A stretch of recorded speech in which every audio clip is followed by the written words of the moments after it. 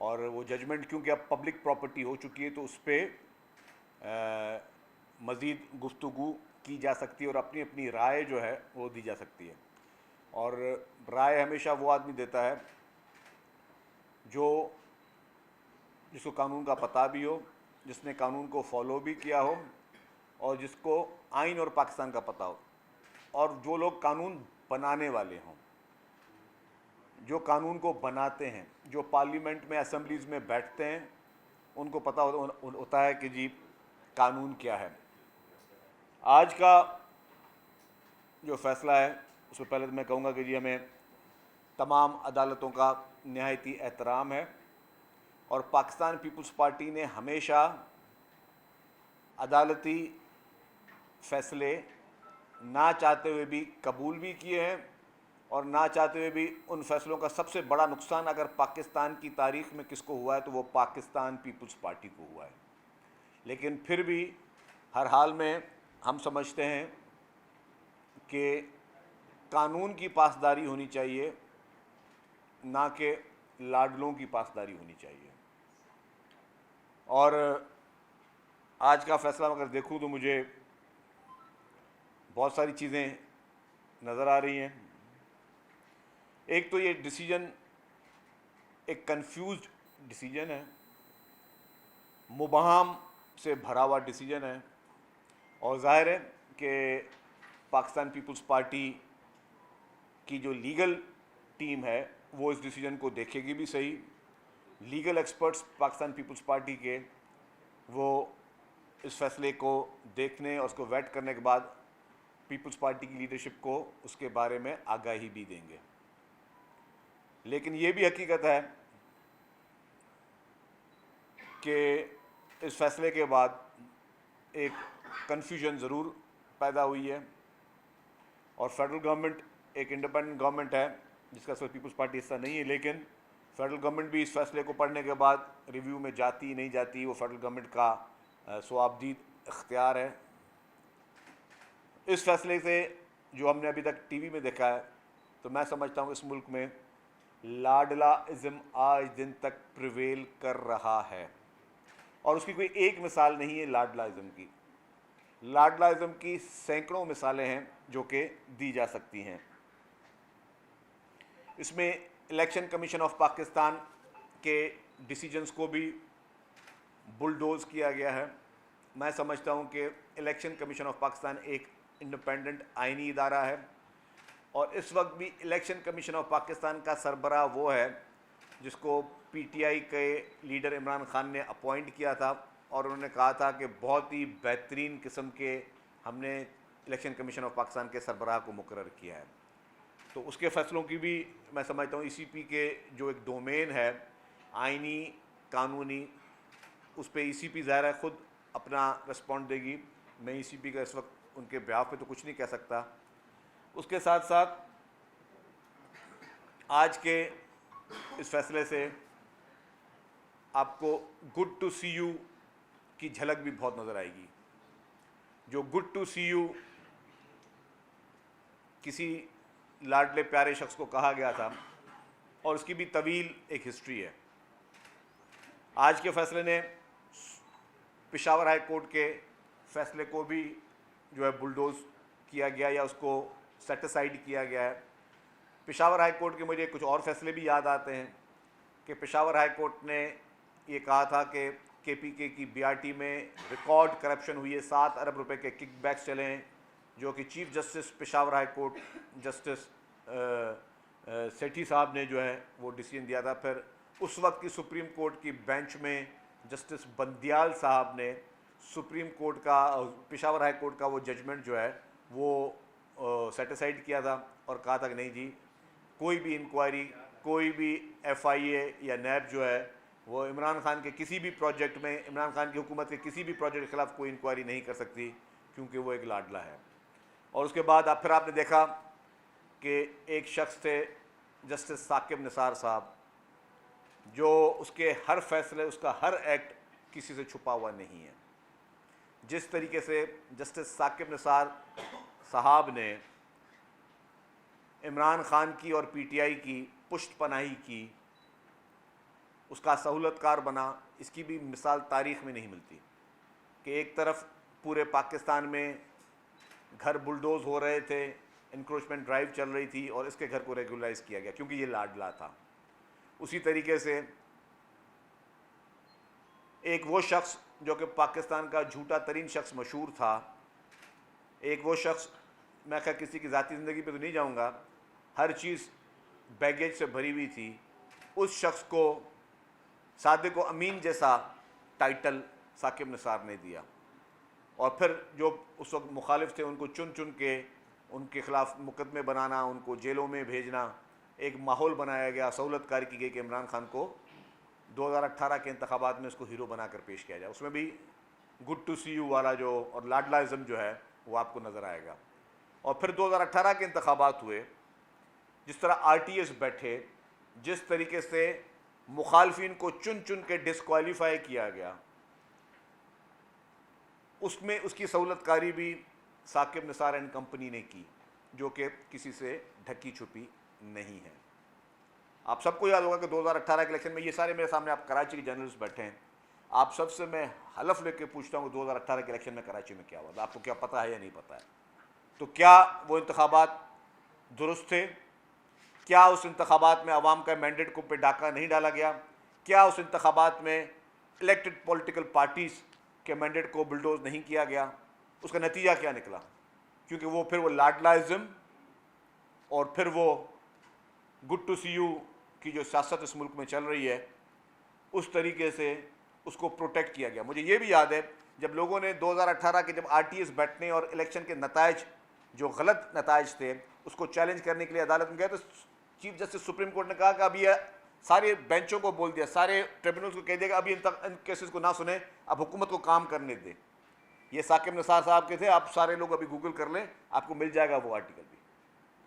किस तरीके से साकिब निसार ने अदालती उस कुर्सी के बिना पर इस मुल्क में एक जुल्म मचाया था, जिसमें एक PTI के कारकुन ने, एक PTI के MPA ने सड़क पे एक गरीब शख्स को मारा, तो उस पर साकिब निसार ने कहा ठीक है 5 लाख रुपए डैम फंड में दे दो, इसको हम छोड़ देते हैं। ये कौन से कानून, कौन से आइन में हुआ है? ये सारी चीज़ें अनफॉर्चुनेटली इस मुल्क में इमरान खान की सहूलत कारी के लिए इस्तेमाल की गई हैं। ये मैं जो भी वाक़यात बता रहा हूँ कोई मन घड़त या कोई फैब्रिकेटेड स्टोरी नहीं बता रहा हूँ, ये सारी हिस्ट्री और रिकॉर्ड का हिस्सा रही है, किस तरीके से इनकी सहूलतकारी की गई है।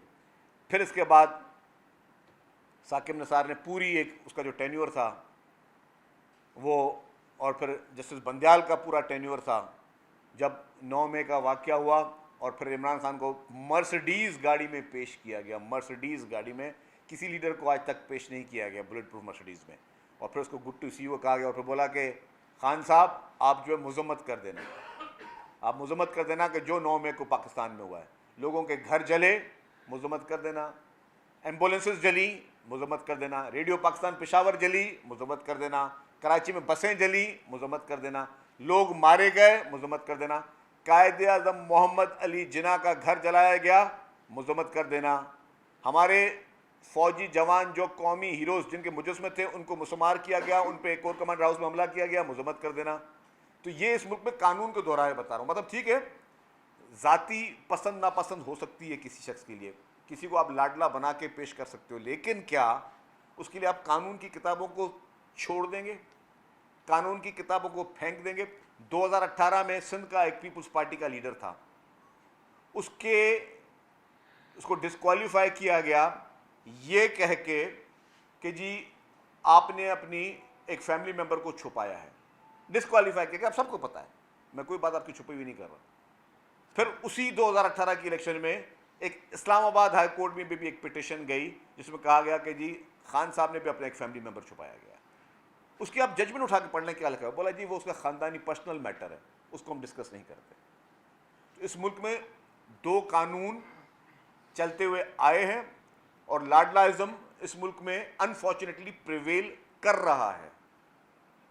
सबसे बड़ी शिकार उस सोच की पाकिस्तान पीपुल्स पार्टी रही है।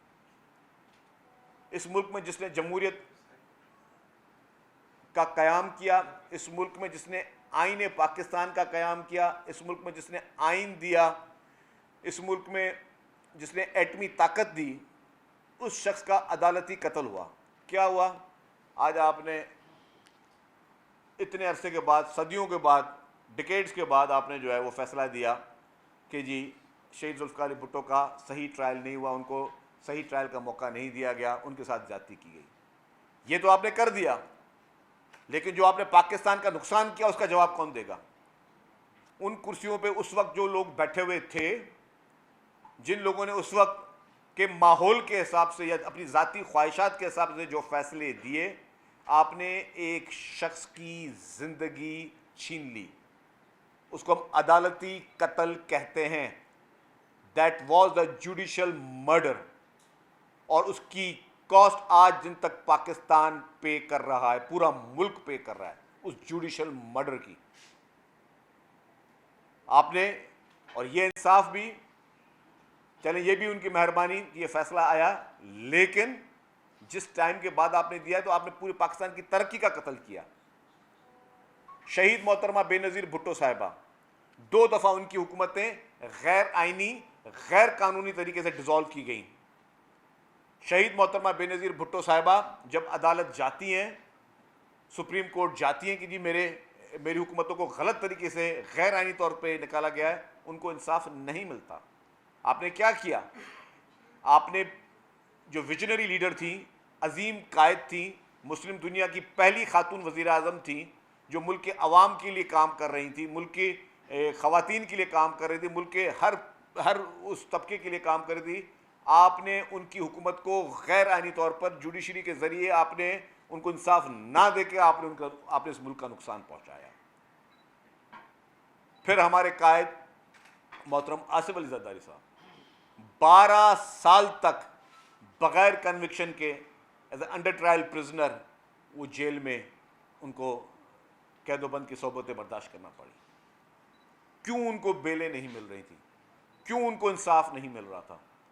क्यों उनके साथ ये ज़्यादती हो रही थी? ये वो शख्स था जिसने इस मुल्क को 18वीं आइनवी तरमीम दी, जिसने सूबों को खुद मुख्तारी दी, जिसने उसी सरहद सूबे का नाम KPK करके रखा कि वहाँ पे एहसास महरूमी ख़त्म हो, जिसने इस मुल्क की ख़वातीन को हक़ दिए, जिसने इस मुल्क में CPEC दिया, उसके साथ आपने क्या अशर किया? और फिर वही बात कि या कोई एक ऐसी सोच है इस मुल्क में जो इस मुल्क के निज़ाम को बनने नहीं देती, या तो उन कानून की किताबों को जो कि अगर ज़ाती पसंद या नापसंद की बिना पर चलना है तो उसका भी एक तयन किया जाए। आपने जो कौमी लीडरान थे, जिसमें मैंने कहा शहीद जुल्फ़िकार अली भुट्टो, शहीद मोहतरमा बेनज़ीर भुट्टो साहिबा और मोहतरम आसिफ अली जरदारी साहब, उनके साथ जो पीपल्स पार्टी के साथ जाती की, उसका हिसाब कौन देगा इस मुल्क में? आप ये नहीं कि आप 25-30 साल के बाद बोलो ठीक है हमसे गलती हो गई थी, लेकिन गलती तो आपने कर ली, नुकसान तो हमारा कहते। क्या आज आप शहीद जुल्फ़िकार अली भुट्टो को वापस पैदा कर सकते हैं? क्या जिन जज हजरात ने वो फैसला दिया था, क्या आज उनके साथ कानूनी तौर पर, सरकारी तौर पर उनको सजाएं मिल सकती हैं? नहीं मिल सकती। आपने नुकसान करना तो नुकसान कर दिया। और आप आज जिस पॉलिटिकल पार्टी को, जो एक मैं कानूनी की बात करूं कि इस पूरे हर कानून के फैसले में जब आप अदालतों में जाते हैं ना, तो आपकी एक प्रेयर होती है। आप एक जब पिटीशन डालते हैं, पिटीशन लिखते हैं जी कि मैं ये पिटीशन दाखिल कर रहा हूं और इस पिटीशन में मुझे ये इंसाफ चाहिए। ये नहीं कि जी सुन्नी इत्तेहाद काउंसिल की पिटीशन है, उसको सीटें चाहिए, तो बोलते सुन्नी इत्तेहाद काउंसिल को तो नहीं मिल सकती, लेकिन चलो PTI को दे दो सीटें। PTI पार्टी ही नहीं है, वो पिटिशनर ही नहीं है, वो प्रेयर में है ही नहीं, वो इंसाफ मांगा ही नहीं गया। मतलब क्या हम मैसेज दे रहे हैं? कल को फिर सबको बहाल कर दें आप। हम तो किसी भी पार्टी की पाबंदी के पीपल्स पार्टी हक में नहीं थी, लेकिन अगर यही रिवायतें तो फिर आपके कितने अपने हर पार्टी के एक्ट को देखा ही ना जाए। क्या पाकिस्तान के कानून में, काश अगर इसी तरीके के फैसले होने थे तो ये भी फैसले होते कि इलेक्शन कमीशन ऑफ पाकिस्तान ने एक डिसीजन दिया फॉरेन फंडिंग केस में, और वो फॉरेन फंडिंग केस में मैं फिर हल्फिया कह सकता हूं कि इमरान खान गलत था, झूठा था, और उस फॉरेन फंडिंग केसेस में उन्होंने बाहर से फॉरेन फंडिंग उनको हुई, उनको भारत से फंडिंग हुई, उनको इसराइल से फंडिंग हुई, जिसके अकाउंट नंबर दिए गए। और फिर मारूफ सहाफ़ी शहीद अरशद शरीफ ने अपने प्रोग्राम में कहा है, वो प्रोग्राम अवेलेबल है, 100 दफ़ा आप जाके देख लें, जिसमें उन्होंने कहा कि हाँ जी इनको भारत से इंदर 2 साल और बाकी इसराइल से इन लोगों को यहाँ पे फंडिंग हुई है। क्या पाकिस्तान के कानून में उसकी इजाज़त है फंडिंग की? नहीं है। अगर नहीं है तो फिर किस तरह वो प्रिवेल कर रहा था, वो पार्टी किस तरह प्रिवेल कर रही थी? मैं फिर कहता हूँ कि हम किसी भी पार्टी के बैन करने के फेवर में नहीं है, लेकिन आइन और कानून को अब कहाँ छोड़ दें? सिर्फ ख्वाहिशात के हिसाब से छोड़ दें या आइन और कानून की किताबें बंद कर दें? उसके ऊपर जितने मुकदमात हैं मेरिट पे फैसले होने चाहिए। हम किसी के फैसले पर असरअंदाज होना नहीं देना चाहते। हम ये भी इसी के फेवर में नहीं है कि कोई शख्स जेल में हो या जेल में ना हो, लेकिन अगर आइन और कानून को कि पिटिशन एक मांगी गई है, प्रेयर एक है और ये फैसला किसी और के हक में आ गया, या कानून को जिस तरीके से कानून की मैं समझता हूँ जो कि आइन और पाकिस्तान में कानून बना हुआ है, उस कानून को या तो सबने फॉलो करना है, और खुदा ना खास्ता अगर कोई ऐसी चीज़ हो तो फिर शायद कोई भी ना करे। अल्लाह ना करे वो दिन कभी पाकिस्तान में आए कि हर कोई बोले यार ठीक है अब जिसकी लाठी उसकी भैंस, फिर कौन सा कानून, कौन सा आइन, कौन सी सारी चीज़ें।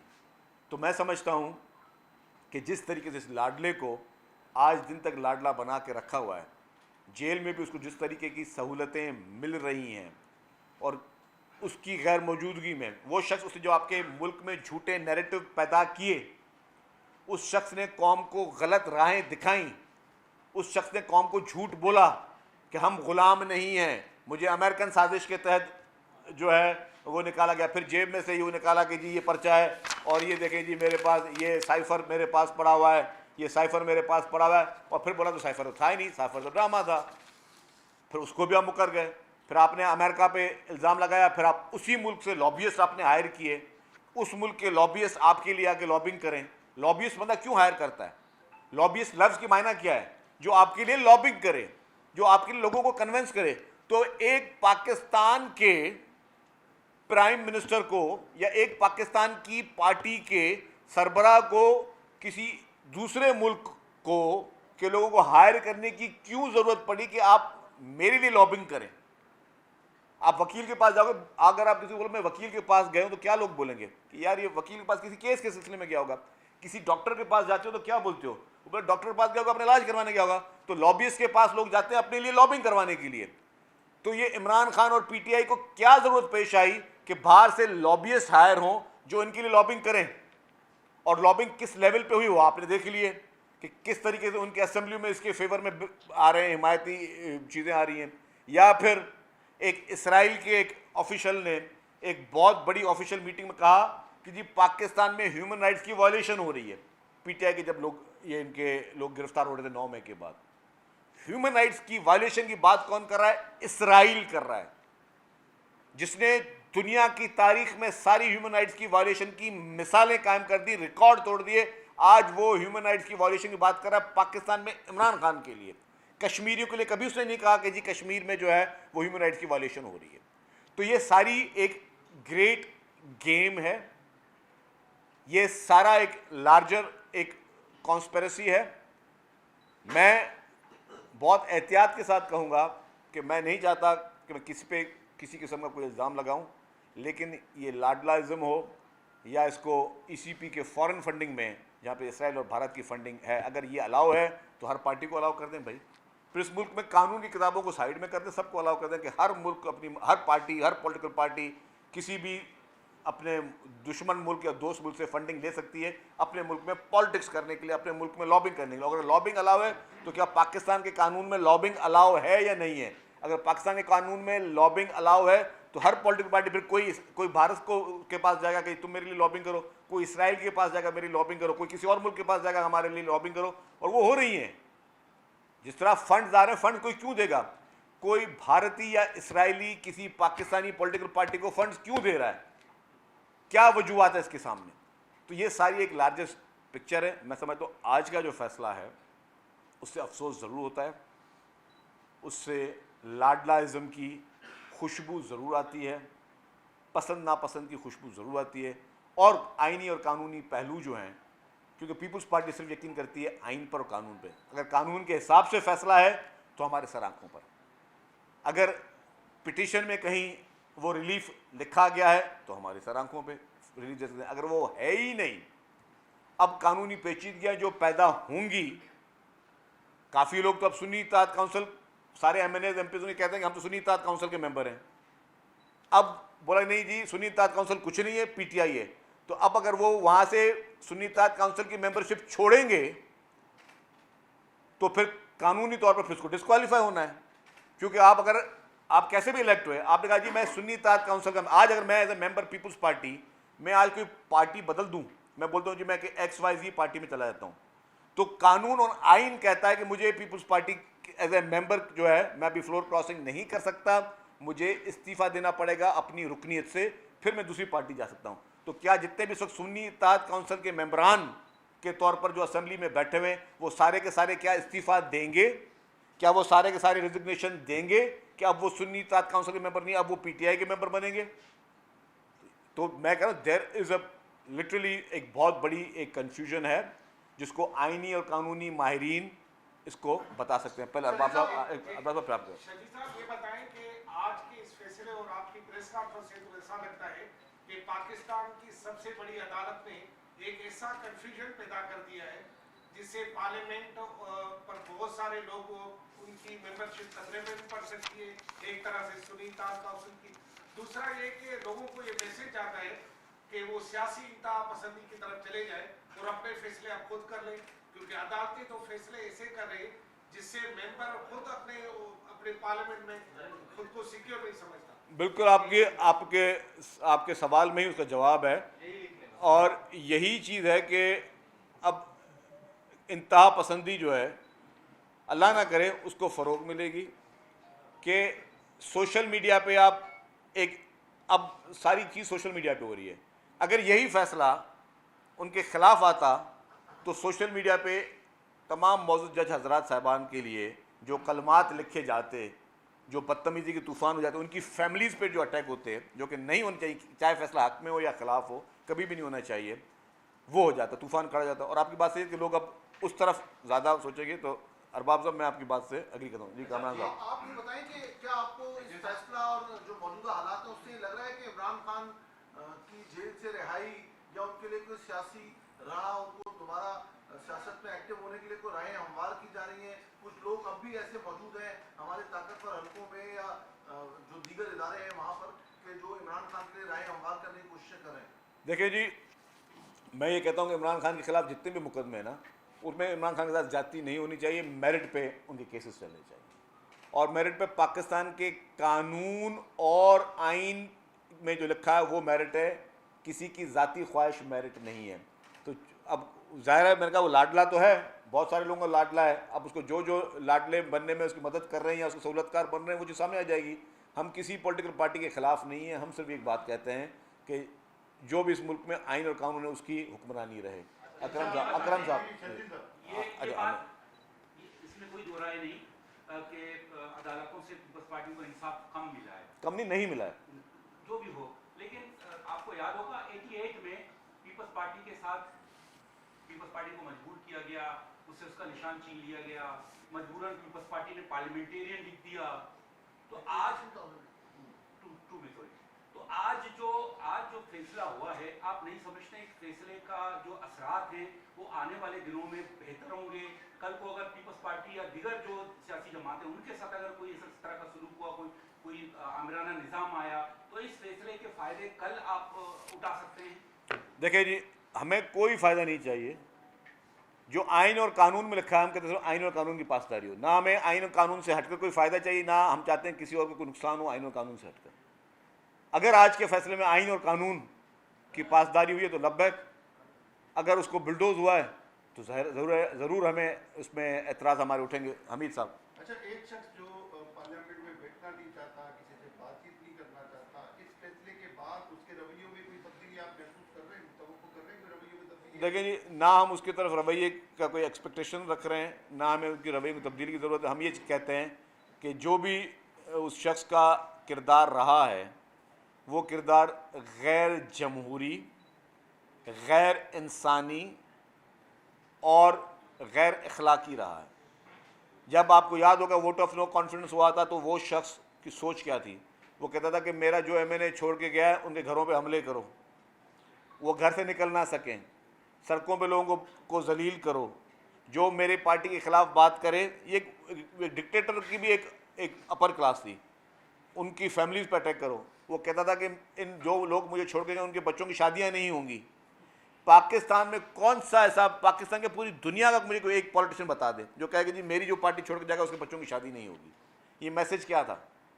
ये वही बीमार जहन की अक्कासी था, ये वही एक दहशत गर्दाना सोच की अक्कासी था जो कि इमरान खान में मौजूद थी। ओ सॉरी जी, जो सियासी जमात पीपल्स पार्टी है, ये रिव्यू में जाएगी? कोई ऐसा फैसला आपकी पार्टी ने किया है कि इस फैसले के खिलाफ जाएं? और दूसरी बात ये, आपने जो भी फैसले गिनवाए हैं इससे ये होता है कि असल पाकिस्तान के मसाइल की जड़ तो अगलिया है, तो आप इसको मानते हैं? देखें जी, पीपल्स पार्टी रिव्यू में जाएगी या नहीं जाएगी, मैंने कहा कि कानूनी माहिरीन जो है पीपल्स पार्टी के, वो इसका तफसीली फ़ैसला पढ़कर फिर ज़रा CEC फ़ैसला करेगी कि इस पर, या पार्टी की लीडरशिप फ़ैसला करेगी इस पर क्या होगा। देखिए, मैंने पहले कहा कि फ़ैसला जो है वो बहुत ज़्यादा मुबाहिम अभी तक उसमें मौजूद हैं। फ़ैसले की जब तफसीलात आ जाएंगी तब कानूनी माहिरीन इसका तज्जिया करेंगी, फिर ECP भी तब फैसला करेगी, सब पार्टियां बाद में फैसला करेंगी। सर, इसमें सुप्रीम कोर्ट ने ये भी हिदायत दी है, जो अरकान 40 से ज़्यादा अरकान हैं जो आज़ाद हैं अभी तक, उनको उसने कहा है कि 15 दिन के अंदर वो अपना हलफनामा जमा कराएं, वो PTI में शामिल हो रहे हैं या किसी और जमात में। अगर वो पीपल्स पार्टी में शामिल होने के लिए दरख्वास्त दें तो आप उनको कबूल करेंगे? देखिए जी, ये सारी चीज़ें जो अगर मगर पे नहीं चलती, अगर कोई चीज़ आएगी तो उस वक्त फैसला होगा। देखिए, आपको अगर याद हो जब ये इलेक्शन हुए थे तो पीपल्स पार्टी ने, CEC ने कहा कि हम सारी पार्टियों से बातचीत करेंगे। तब PTI से पैगाम आया कि हम पीपल्स पार्टी से बातचीत नहीं करेंगे। पीपल्स पार्टी ने उस वक्त भी कहा हम तमाम पॉलिटिकल पार्टी से बातचीत करने के लिए तैयार हैं। अगर बदल जाते हैं तो अब अगर वो आप भी वो अगर मगर पे नहीं होगा, मेरे ख्याल से कि ये मुश्किल से मिजाज बदलेंगे। जिन साहब की आप बात करें ना, उनके मिजाज बहुत मुश्किल से बदलेंगे। देखिए जी, मैं किसी के जहन में नहीं रहता, जमाली साहब को मुझे पता कि उसके जहन में क्या है। किसी ने उस टाइम मोहब्बत में फ़ैसला दिया हो, किसी ने गुड टू सी यू की मोहब्बत में दिया हो, किसी ने लाडलिज्म पे फ़ैसला दिया हो, तो हर एक के अपने अपने, किसी ने हौसला आप वाली बात भी हो, कोई इंटरनेशनल लॉबिंग जो आप कह रहे हैं जमाली साहब की इंटरनेशनल लॉबिंग कोई हो तो होता है, वो भी हो, मुझे नहीं पता। देखिए, एक सोशल मीडिया का प्रेशर तो है, सोशल मीडिया का प्रेशर। हम अभी दुनिया में जो भी कारोबार कर रहे हो तो हर आदमी बोल रहा था यार अगर हमने ये कह दिया या ये कर दिया तो कल को जो है ना वो हमारे पीछे ट्रोलिंग शुरू हो जाएगी, हमारे पीछे जो वो साजिशें शुरू हो जाएंगी, तो या हमें गालियाँ पड़ना शुरू हो जाएंगी। तो गालियों का खौफ तो हर आदमी रखता है।